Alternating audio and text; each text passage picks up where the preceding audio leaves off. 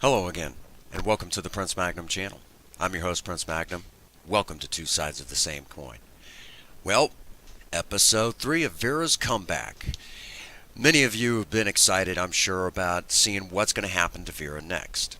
Well, there's her two fuel pumps. We knew we were going to have to replace it, and Princess Faye and I took some time out and we painted the new one. Um, we know that that's just going to look a lot better on there. Uh, the cool thing about this fuel pump, only two bolts to remove it and two hoses going in it. Okay. Um, I was also really shocked because I'm so used to, the last time I changed, the the last time I changed a fuel pump, it was on a Chevy small block. And you want to talk about a pain in the neck. Well, when we got the pump off, basically the the camshaft where that bumps the arm for the pump is right there, right next to the hole. It just slid right in. All we had to do was just position it. It was really easy.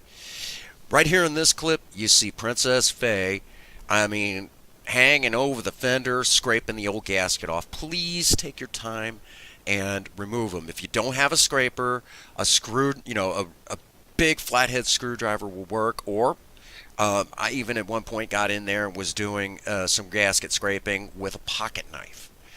Make sure that you don't get any of the old gasket in the little hole, or otherwise it'll clog something up. Okay, so do be careful there. The next thing you're about to see, we didn't bother getting a gasket. We just basically used the silicone gasket maker. The red stuff will work just fine. Black will work too. Really, for the most part, these cars really don't care what color it is.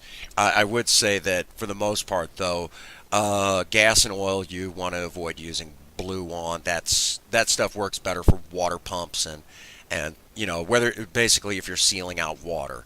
But the black is fine. How do you know you got enough on there? When it makes a giant mess. Honestly. Silicone gasket maker is messy, and you know when you did it right because it's a big mess. Big mess. That's how you know you got enough on there. I know that sounds ridiculous. Okay, time to put it back on. Basically, how you took it off is how you put it back on. Make sure, again, the bolts are lined up. Okay? Make sure that, do me a favor, when you go to put them on, get them hand tight. Don't worry about torquing, the bolt down when you get it hand tight. Just get the other one in place. That way, if you have to back that bolt off a little bit to adjust it just right, it won't be an issue. Okay? And as I said, my beautiful wife, there she is. She's in there, and no, she's not that tall to get that close. She's a little bitty thing, and I love her to pieces, but this just goes to show small but yet mighty. That is my wife as a gearhead. Unfortunately, she still didn't have enough oomph to torque down the bolts, so I had to get my hands a little dirty too, which that's perfectly fine. I got in there, torqued the bolts, made sure it was good and snug. If you feel like torquing them to the exact factory specs, you're welcome to. All we're going to do is just double check them tomorrow morning before we get out there and do our usual stuff. And basically double check, make sure that temperature and, all that good stuff, make sure everything's good and tight. We'll check it again after a week that Vera's on the road, and everything should be just hunky-dory. And I'll tell you right now, that looks pretty good. Want to know how the whole engine bay looks? Take a look for yourself. Again and again and again, when you're replacing these parts, take some freaking time out. And, doesn't that look good?